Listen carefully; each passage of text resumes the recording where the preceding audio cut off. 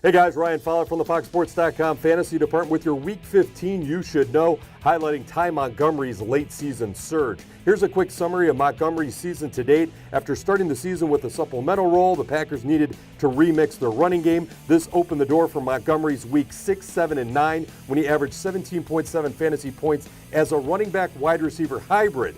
Then his role was drastically reduced weeks 10 through 13. He averaged just 5.6 fantasy points per game.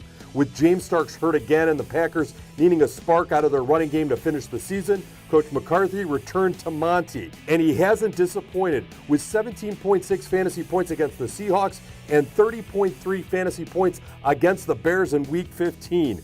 Montgomery carried the ball 25 times for 222 yards and averaged 26.5 fantasy points per game against the Bears this season.